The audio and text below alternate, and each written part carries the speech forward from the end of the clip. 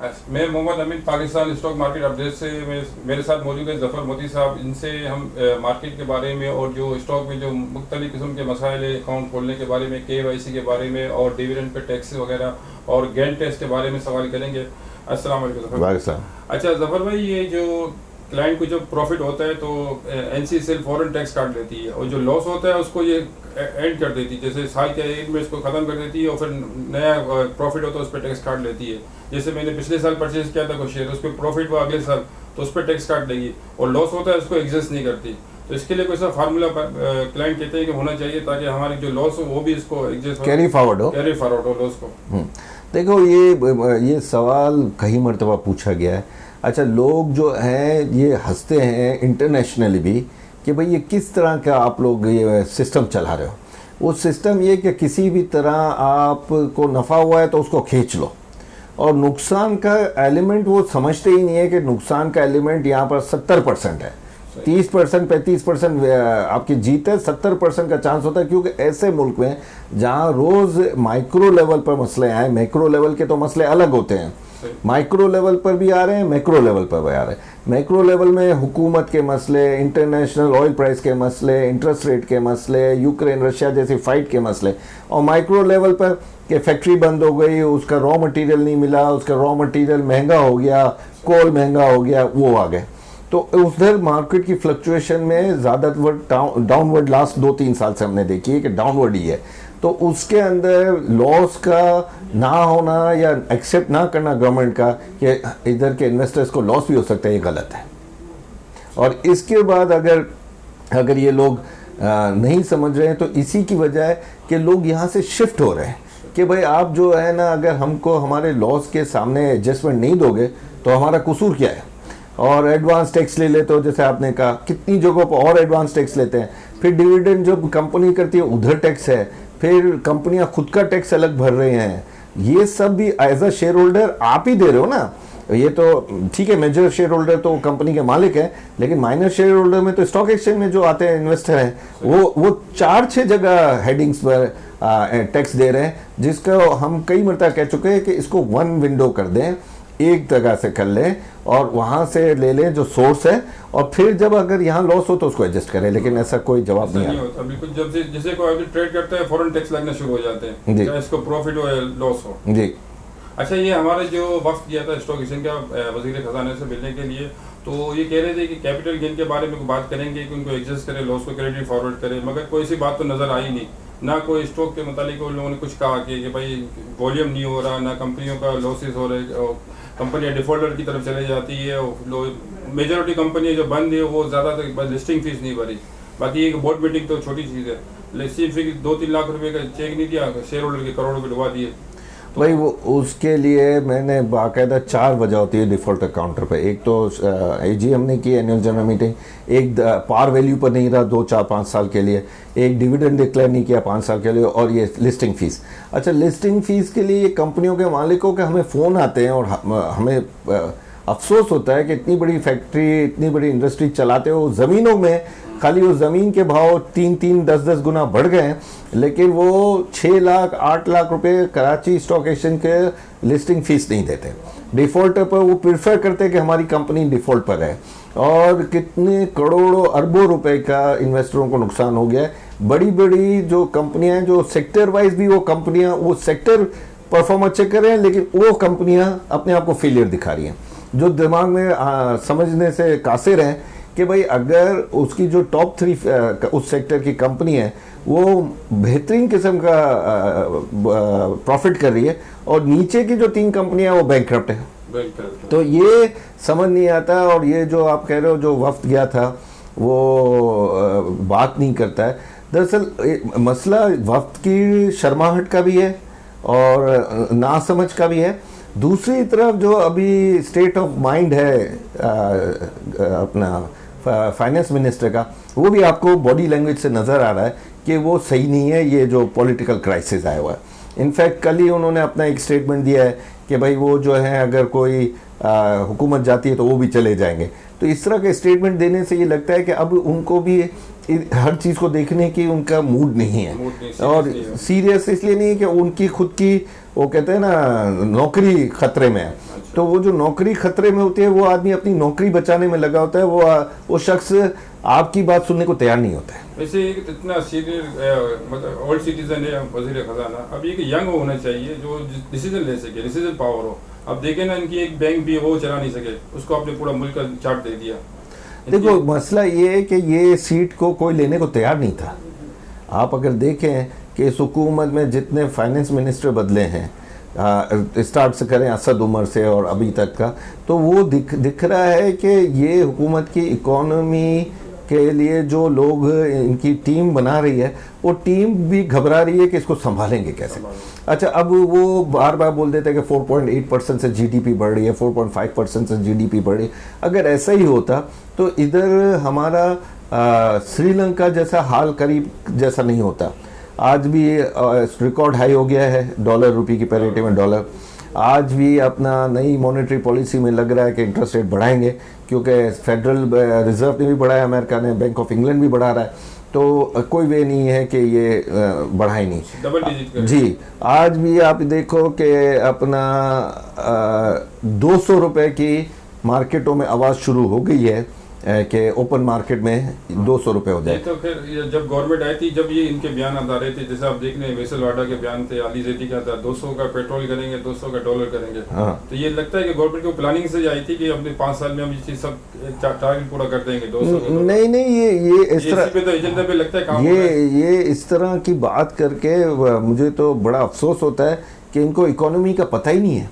आप ये सोचे कि आपके स्टेट बैंक के गवर्नर ने कहा कि 175 जब हुआ था, तो पहली मरतबा 100, कि अच्छी साइन है, बाहर वालों को रिमिटेंस बचेगा।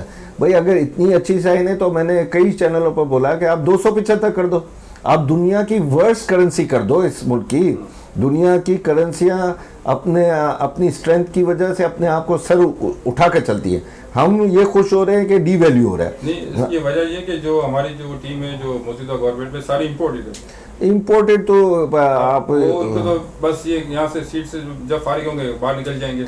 ये फिनोमेना पाकिस्तान में आज का नहीं है, ये सालों से है और बाहर निकल जाने का। हाँ, जो हमने जो तब्दीली के नारा लगाया था तो वो ये चीज़ नहीं थी, मगर वही हो गई, बल्कि पहले से भी ज़्यादा हो गई। वो आप तो ये कराची आइट हो, मैं भी कराची आइट हो, हमारी कम्युनिटी भी सेम है। और जब मैंने 243 में इमरान खान साहब को वोट दिया था, क्योंकि मेरा एंसेस्टर हाउस जो था वो उसमें आता था, हल्के में, तो मैं ये सोचा था शायद इमरान खान साहब पाकिस्तान के प्राइम मिनिस्टर बनेंगे 243 से, कराची से, ताकि कराची के मसले हल करें, इंडस्ट्री के मसले हल करें, बिजनेसमैन के मसले हल करें।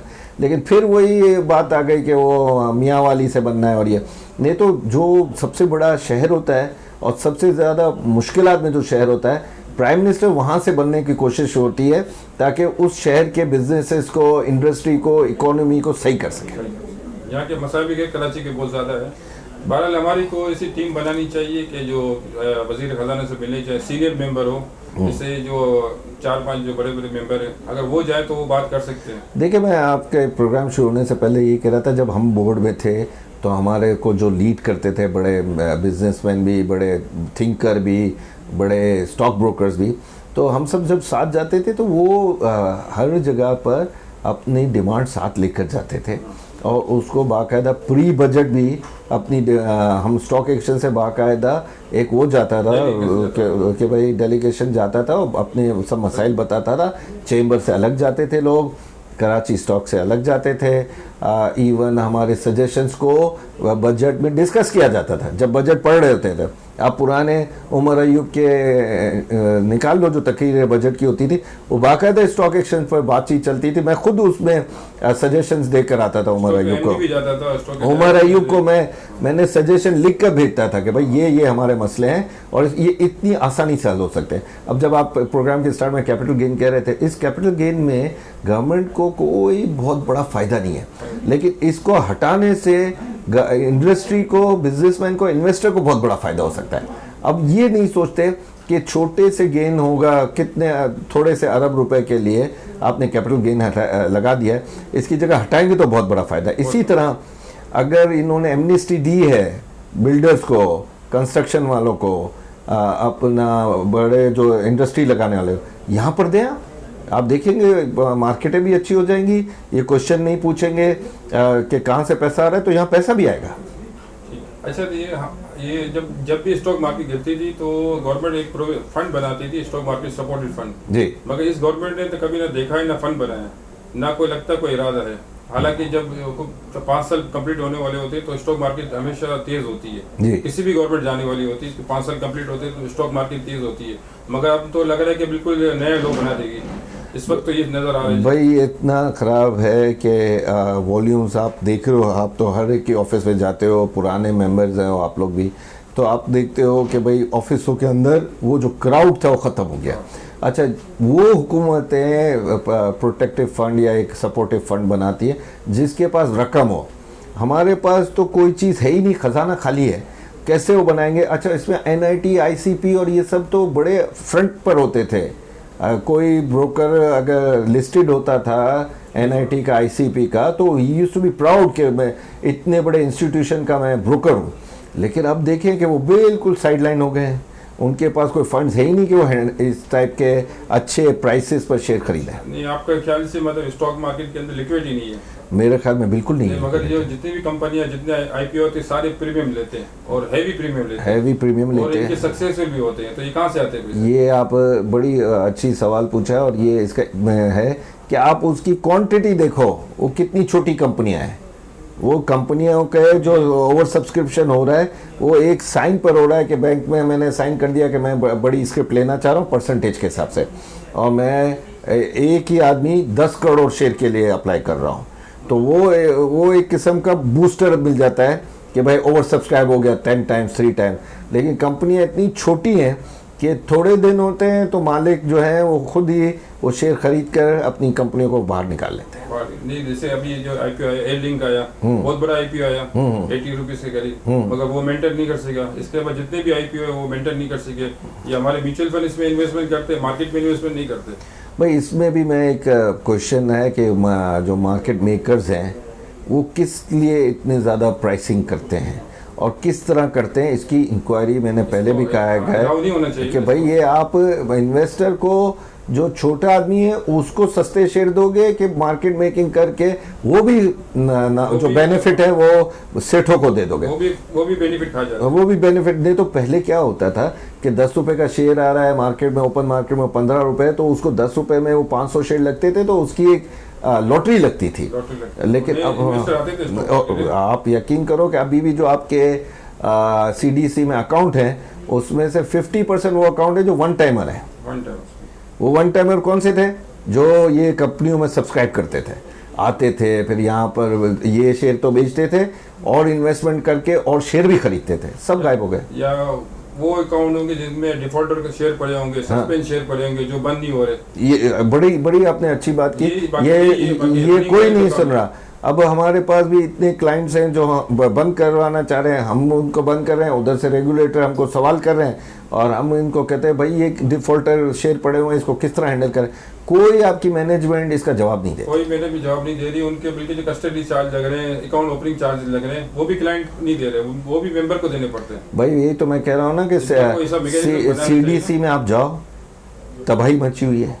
नेशनल क्लियरिंग में आप जाओ, नेशनल क्लियरिंग में आप देखो कि किस तरह का ये जो आप टैक्स का और बता रहे हैं कि ये सब चीज़ें आप क्लाइंट को खुद भगा रहे हो। आप जब इतने सारे ब्रोकरेज हाउस में 15 लोगों के अगर आईडी कार्ड नए नहीं बने हैं उसके लिए परेशान उनको करोगे तो जाहिर है वो क्लाइंट भी भाग जाएगा, ब्रोकरेज हाउस भी बंद हो जाएगा। नेशनल क्लियरिंग भी कोई जवाब देता है ना, सीडीसी भी कोई जवाब देता है। बस डाउन लोग जो होते हैं काउंटर पे बैठे होते हैं, बोले आप इससे टाइम ले लो, अब टाइम लेते तो बोले ठीक है फोन पे बात कर लेते हैं, ना मिलते हैं ना हमारी शिकायत सुनते। भाई आप अभी ये तो ऑर्गेनाइजेशंस अंडर स्टॉक एक्सचेंज आती है, आप स्टॉक एक्सचेंज की मैनेजमेंट में ट्राई कर लो। मैनेजमेंट तो जाने ही नहीं देते। ये तो मैं कह रहा हूँ, जब इतना बड़ा कोई टैक्स का भी मसला होता है, कुछ भी होता है, ठीक है हम ऑनलाइन बैठ के सही कर आपको ये बताओ कि सॉफ्टवेयर का इतना बड़ा मसला हुआ, इतने लोग जमा हुए, इतना नुकसान हुआ ब्रोकरेज हाउसेस को, किसी ने जवाब नहीं दिया।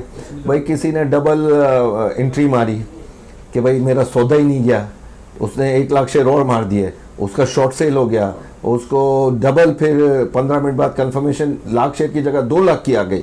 वो क्लाइंट थोड़ी मानता है। ठीक है जी, तो मेरे ख्याल में आज का ये प्रोग्राम यहाँ ख़त्म करते हैं और इंशाल्लाह नेक्स्ट टाइम ये हमारे चैनल को सब्सक्राइब करें। पाकिस्तान स्टॉक मार्केट अपडेट से जफर मोती साहब से बहुत अच्छी बात हुई, और हो सकता है कि हमारे स्टॉक मार्केट भी इन बातों पे गौर करें। जो सीनियर डायरेक्टर है, सीनियर मेंबर है, उनके पास भी हमारी ये जो पब्लिक की जो ओपिनियन है वो जानी चाहिए। ठीक है, अल्लाह हाफिज़।